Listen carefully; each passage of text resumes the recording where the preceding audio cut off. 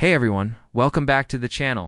Today we're diving deep into a topic that affects everything from the price of your morning coffee to the stability of global economies. Tariffs. What's going on with them right now? Why do they matter so much? And who's feeling the heat the most? Let's break it down. So, first things first. What are tariffs? In simple terms, tariffs are taxes imposed by a country on imported goods. When one country exports products to another, the importing country might slap a tariff on it, which makes the product more expensive. The idea behind tariffs is usually to protect domestic industries from foreign competition or to retaliate against trade practices they see as unfair. Sounds straightforward, right? But in practice, it gets complicated really fast. In recent years, we've seen a dramatic shift in how tariffs are being used globally. Traditionally, tariffs were tools of last resort, often part of larger trade negotiations. But now, they're being used more aggressively, almost like weapons in economic battles. Let's talk about the US and China, the heavyweight players in this space. The trade war that started a few years ago is still echoing through the global economy. The US imposed tariffs on hundreds of billions of dollars worth of Chinese goods, and China responded in kind.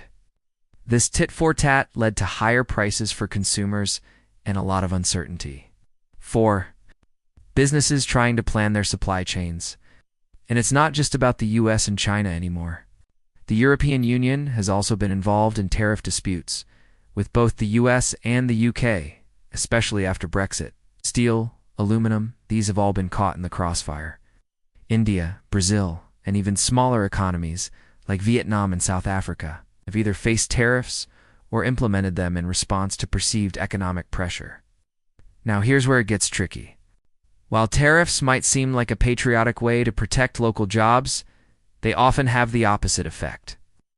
Let's say the US places a high tariff on imported steel to help American steelmakers. Sounds good on paper, but now US car manufacturers have to pay more for steel, which makes cars more expensive, lowers demand, and can lead to job cuts in other sectors.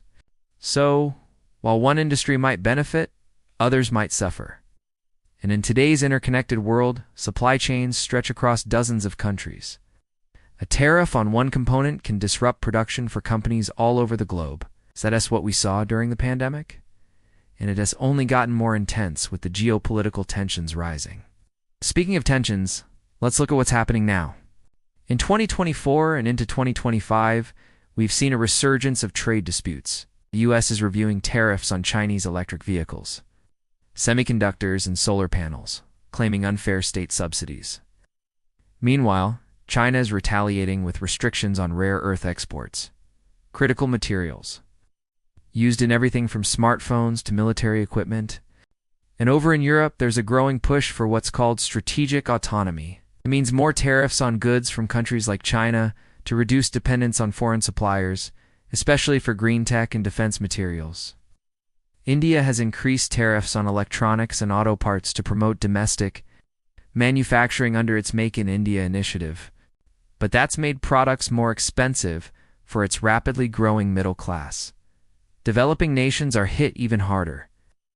African countries that rely heavily on exports of raw materials or textiles have faced tariff barriers that make it harder for them to compete in global markets. That's a big challenge for their growth and job creation. So, who wins in all this? It's honestly no one, really. Tariff wars create short-term advantages for some domestic industries, but in the long run, they tend to raise prices, hurt global cooperation, and slow down innovation. And yet more countries are turning to tariffs as a kind of economic shield. In a world that's still recovering from COVID, grappling with inflation, climate challenges, and geopolitical rivalries, nations are becoming more protective. And that means more tariffs, more trade friction, and more uncertainty. The big takeaway here? Tariffs aren't just about economics anymore. They're about politics, power, and positioning on the global stage. And until there's a broader consensus on fair trade and global cooperation, this tariff tug-of-war is likely to continue. So next time you see a product with a price tag that makes you raise your eyebrows, remember behind that sticker might be a whole web of global tariffs, trade fights, and economic chess moves.